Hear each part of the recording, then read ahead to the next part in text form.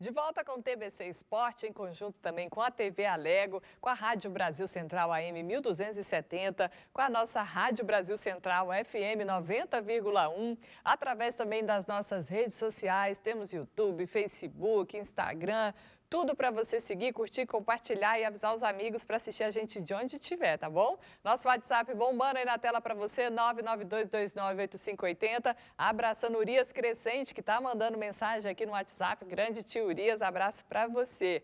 E agora a gente fala do Atlético Goianiense. O atacante Janderson volta à equipe titular diante da partida contra o Flamengo, sábado no Maracanã.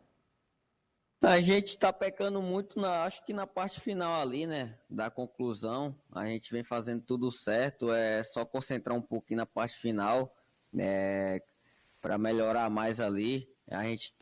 Estamos tendo muitos erros bobos também, individual. Então, acho que é só concentrar mais, ver, melhorar o que está precisando. E eu acho que a vitória vai vir. A gente aqui, em momento algum, está pensando em rebaixamento. Como eu falei, todos sabem aqui que o time é muito qualificado e tem muito potencial para estar brigando lá em cima na tabela. Então, vamos brigar, vamos trabalhar bem aí para subir na tabela. Jamais pensar em rebaixamento. Pensamento, meninos, é foco mesmo na missão já de sábado? Para evitar esse rebaixamento. Meninos. Pois não. Calazans, a gente tem o Marcelo Cabo que já foi regularizado. Vai estar lá sem Covid, já à beira do gramado, comandando o time pela primeira partida nessa Série A. Inclusive começou o seu trabalho hoje à tarde no Atlético Clube Goianiense. Amanhã ele comanda o treino pela manhã.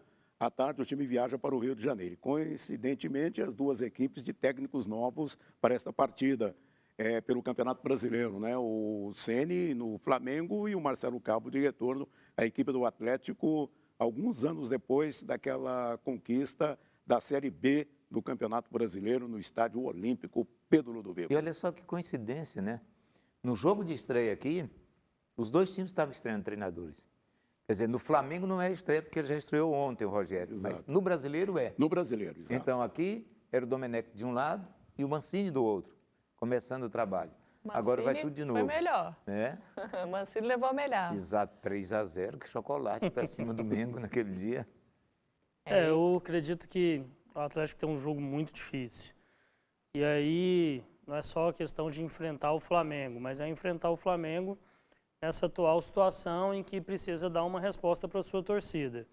Vem de 2 goleadas recentes, perdeu ontem no jogo de ida da Copa do Brasil contra o São Paulo, resultado reversível, mas que nunca é bom perder em casa na estreia do treinador, do Rogério Ceni. Acho que o Rogério Ceni também vai querer, por tudo, vencer essa partida para continuar brigando ali na ponta do Campeonato Brasileiro, poder dar mais tranquilidade para os jogadores para o jogo de volta contra o São Paulo. Então, toda mudança se tornou muito ruim para o Atlético nesse jogo.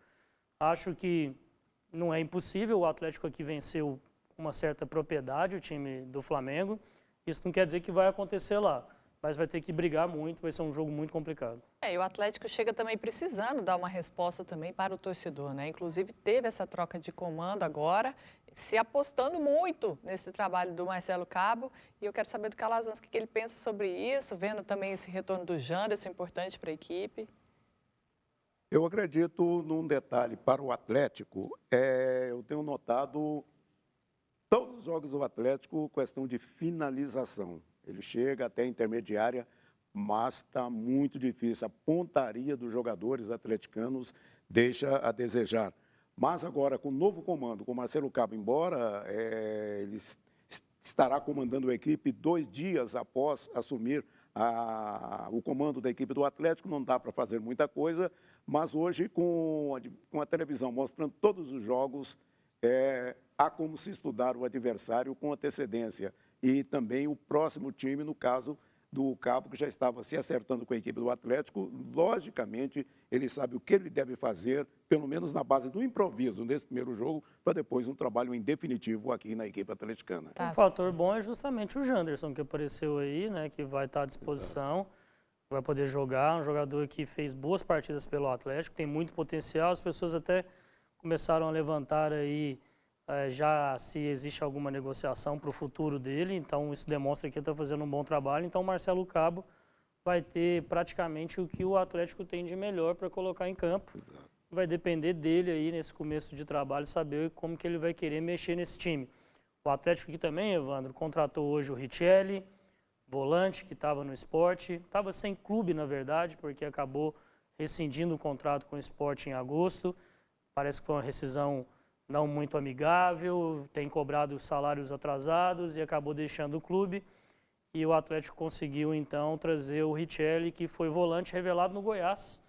Sim. O torcedor do Goiás, acho que foi 2009, se eu não me engano, 2010. O torcedor do Goiás conhece muito bem. Jogador que começou com um potencial muito grande. As pessoas falavam que seria um jogador que teria potencial para jogar fora, para até ser jogador de seleção brasileira pelo começo da carreira, e depois acabou nunca conseguindo alcançar esse patamar, mas sempre jogando em bom nível pelo Sport. Foi emprestado para o Internacional na época. Então, 29 anos. 29 anos, jovem, é uma boa contratação do Atlético, acredito eu. O Richelli, esse é Ritelli que escreve, né? É Richelli. R-I-T-H-E-L-Y. Isso, ele é maranhense de São Luís. Lembro muito bem. Um nome bonito esse povo lá no Maranhão. O Thiago Mendes, que também é de lá, Dil, tudo nasceu no Maranhão. Dil, Thiago Mendes, Richelli, um jogador que despontou bem aqui nas categorias de base do Goiás, mas o sucesso dele mesmo foi no Sport. Sim. Lá é que ele foi ídolo da torcida, capitão do time, no Internacional não tão brilhante, mas chegou a jogar 2 campeonatos de Série A. Com a experiência dele, eu entendo ser uma boa contratação para o time do Atlético. O Atlético hoje recebeu uma visita especial. O prefeito Íris Rezende esteve por lá e a gente confere as imagens divulgadas pelas redes sociais do clube.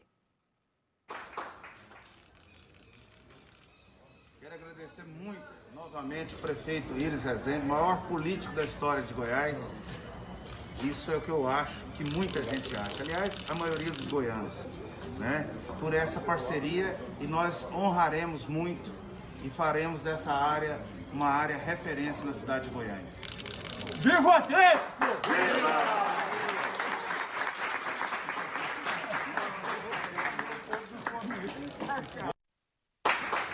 Aí, ó. Legal, o Íris, historicamente torcedor. Você sabe que eu concordo em parte com o que o Adson falou? Ele é um político fantástico, né? Ele fez muito pelo estado de Goiás. E ele sempre foi um atleticano declarado, o irmão dele foi presidente do Atlético, o doutor Otoniel Machado.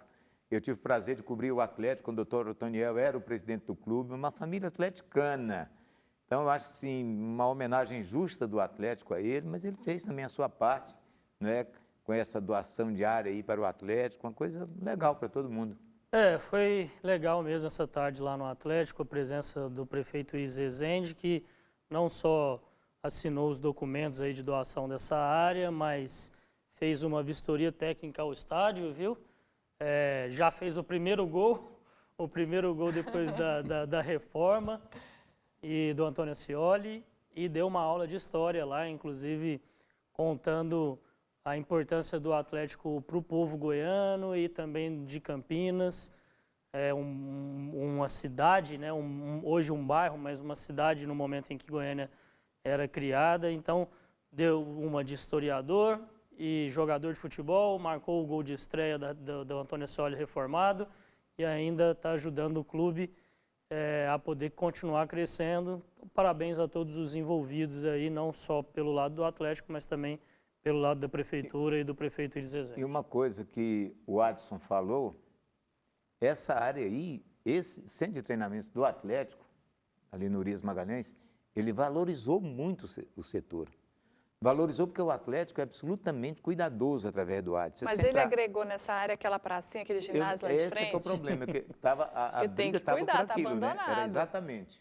Mas essa parte que tem que cuidar. Eu acho até que, em forma de gratidão, talvez fosse até legal o Atlético colocar o nome do Íris lá no centro de treinamentos, que o estádio é Antônio Ascioli, né? Você não pode voltar atrás. E tem dirigente que faz uma homenagem hoje, amanhã muda, e a homenagem você presta uma vez, acabou. Põe o nome, acabou. Tá bom, gente. Agora a gente vai conferir os gols dos jogos, as quartas de final da Copa do Brasil. Na Arena Pantanal, o Grêmio venceu o Cuiabá. Vitor Ferraz cruzou e Diego Souza cabeceou na pequena área para marcar o primeiro. O time da casa empatou também de cabeça com William Santana, que mandou para as redes após cruzamento da direita. Ainda no primeiro tempo, PP foi derrubado na área. Na cobrança do pênalti, Jean-Pierre mandou de um lado e o goleiro caiu para o outro. Cuiabá 1, Grêmio 2. No Beira-Rio, o América Mineiro surpreendeu o Internacional. Belo toque de calcanhar de Giovani para Diego cruzar na medida e Rodolfo anotar o gol da vitória, de cabeça. A bola ainda tocou na trave. Inter 0, América 1. No Maracanã, Gabriel Sara deu linda assistência e Brenner deslocou o Diego Alves para abrir o placar para o São Paulo. No minuto seguinte, Bruno Henrique acionou Gabriel Barbosa, que ajeitou o corpo e bateu na saída do goleiro, 1-1. Aos 42, o jovem Hugo Souza, que havia substituído Diego Alves, tentou fintar Brenner na pequena área e foi desarmado, e o gol tricolor saiu. Fim de jogo, Flamengo 1, São Paulo 2. Ontem nós mostramos também, né, a vitória do Palmeiras, 3-0 em cima do Ceará. Antes da Copa do Eu Brasil. estava pensando aqui, você já pensou se o Brenner erra aquele gol? Eu estou com tanta raiva, com força. Acho que a presepada seria maior do que a do goleiro, né? Ontem tinha uma foto dele com o povo, viralizou na internet dele com o Rogério Ceni novinho e tal. Entra Mas lá. só antes do jogo da Copa do Brasil, tá aí, só para esclarecer, eu acho que nossa informação não ficou completa. Esse documento que o Iris Rezende assinou lá foi justamente da praça. Aquele projeto da prefeitura Adote uma Praça. Então o Atlético passa a cuidar dessa praça ali e fazer trabalhos sociais ali para a prefeitura, de inclusão esportiva. Então esse é o documento que ele foi assinar. Com relação ao jogo, o Flamengo fez um primeiro tempo muito melhor do que o São Paulo. Acho que se não fosse a falta de tempo de bola que o Gabigol estava devido a mais 40 dias sem jogar e voltando, o Flamengo teria facilmente feito 2 ou 3 gols no primeiro tempo. Não aconteceu, no segundo jogo foi outro.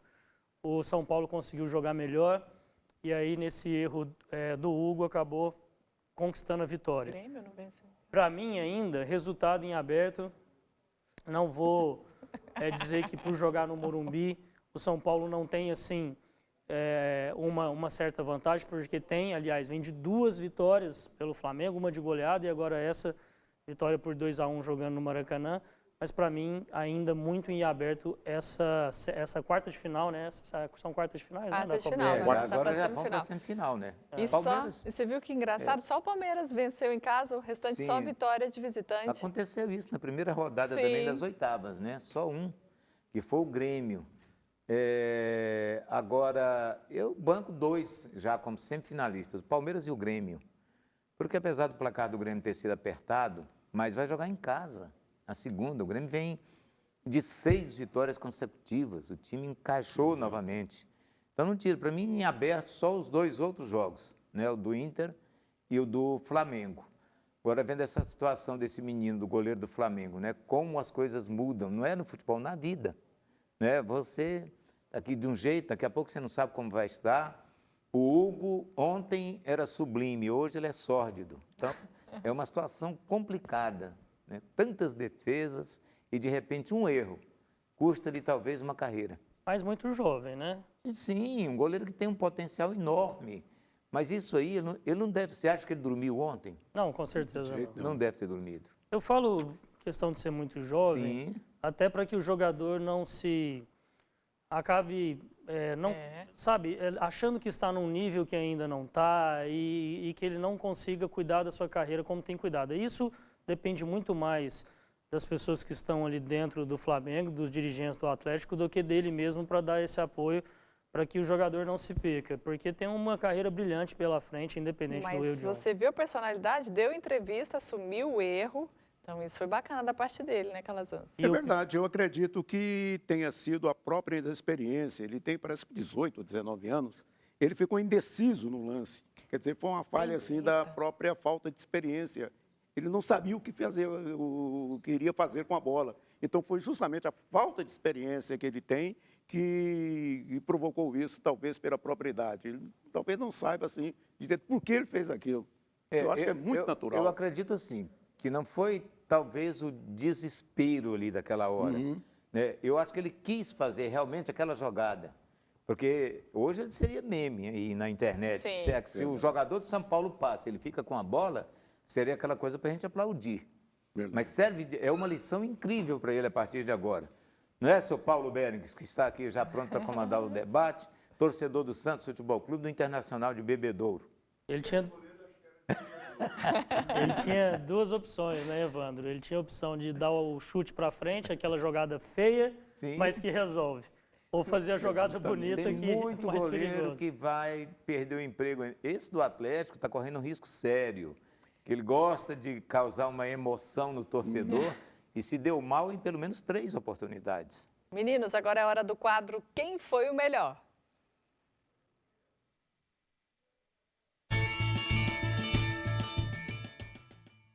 A disputa hoje é no ataque, envolve Brasil e Uruguai. De um lado, Luiz Fabiano, do outro, Forlan. E aí, na opinião de vocês, quem foi o melhor? 2 jogadores que brilharam muito. A gente tem imagens deles na tela de lances incríveis e memoráveis. Já vamos debatendo aqui com vocês. Estava conversando com o Daniel fez uma pesquisa ali no cartão vermelho. O Luiz Fabiano é absolutamente sem superior. Dúvida. Embora o Pablo Forlan, o Pablo não, o pai, o Diego Forlan, é filho do Pablo que jogou no São Paulo. Sim. O Diego também tem sangue uruguaio, né? Que no futebol normalmente eles são esquentados. Mas jogador por jogador, até pelo histórico, pelo currículo, eu fico com o Diego Forlan. E de acordo com o site O Gol, o Diego Forlan tem 313 gols e o Luiz Fabiano 381. Sim, meu Diego Forlan, o currículo dele, você pegar Inter de Milão, Manchester United, Atlético Madrid, Seleção do Uruguai, sempre convocado. Inter de Porto Alegre. Eu também fico com... Eu vou ficar com o Diego Forlan. Eu também. Porque para mim foi mais jogador ali finalizando do que o Luiz Fabiano. O Luiz Fabiano é um grande jogador, mas que para mim, sempre pelo seu gênio, talvez não tenha conseguido, tirar o melhor da sua carreira. Um jogador que foi expulso muitas vezes, algumas entradas muito violentas, nunca foi um jogador de muita confiança dos treinadores, porque não sabia se a qualquer momento ele ia colocar um jogo a perder. Talvez até por isso não tenha tido muitas chances na seleção brasileira. Sim. Fez pouco mais de 40 gols, se eu não me engano, pela seleção, jogos pela seleção. Então eu acho que ficou faltando um pouco isso no Luiz Fabiano. É justamente o que a gente falava sobre o Hugo, muito novo. O jogador às vezes se perde pelo emocional, pela personalidade, e eu acho que isso aconteceu com o Luiz Fabiano e o Diego, pelo que jogou no Manchester, na Inter e principalmente na seleção uruguaia, um dos maiores artilheiros da seleção uruguaia. Eu vou ficar com o Diego Forlan. E você, Calazans? Eu fico com o Diego Forlan. Aliás, me lembrou agora uma coisa muito boa, porque a última vez que eu fui no Uruguai, parece-me em 78, um amistoso do Cruzeiro, e eu, da Rádio Confidência, eu cobri o Cruzeiro uma parte. Na época até o Fernando Braschi, que é o Fernando Vanucci, depois que foi para a Globo, era meu companheiro, os locutores que não se titularam, a gente revezava como repórter, para folgar os nossos repórteres. Então, me lembrei, o Evandro até falou, o Pablo Rusto Forlan, do São Paulo, Sim. Jogou no Cruzeiro. Lateral direito, bom. Fez uma homenagem à delegação do Cruzeiro. Nós tivemos lá, inclusive, o Pablo Forlan, era garotinho, e a gente esteve lá. Mas não é por esse detalhe, muito importante, a convivência que a gente tinha do Forlan no tempo do Cruzeiro com o seu filho. A verdade é o currículo que o Daniel e você destacaram. Eu fico com o Forlan. Esse quadro... Pela experiência e pelo até... Ele apareceu para o mundo até com a idade menor que a do Luiz Fabiano. Sim, esse quadro foi sugerido pelo nosso diretor aí, o Rafael Vasconcelos, que está ali de frente. Você ficaria com quem, Rafael? Forlan. Forlan, pronto. Era o 9 e o 10. Sim. Uhum. Era Clássico. o 9 e o 10. Isso, exatamente. O Rafael está dizendo ali, eu acho que vocês não estão escutando, que o Forlan jogava de 9 captou bem. E jogava de 10 também, fazia as funções de meio. Rafael Vasconcelos, que devido a um jogo ontem também não dormiu muito bem essa noite. Vocês me perguntaram, mas unanimidade é Forlan, eu também, tá? Inclusive, eu estive visitando o Uruguai, visitei lá o Estádio Centenário e lá tem uma estátua do Forlan no museu, eles gostam bastante. Olha os números, 112 jogos pela seleção com 76 gols, é uma carreira brilhante jogando pela seleção do Uruguai. E agora você de casa, eu quero saber também sua opinião. Manda seu WhatsApp aqui pra gente no 992298580, falando quem foi o melhor, Luiz Fabiano ou Diego Forlan, na sua opinião. Já temos um participando aqui, Thaís, boa noite. Para o Daniel, somos Galo. Acompanho sempre o programa, beijo, Forlan. É o voto do Mauro Vieira Carvalho. Obrigada, Mauro, pela sua participação. A gente vai para um rápido intervalo, a gente volta rapidinho para ler mais recados.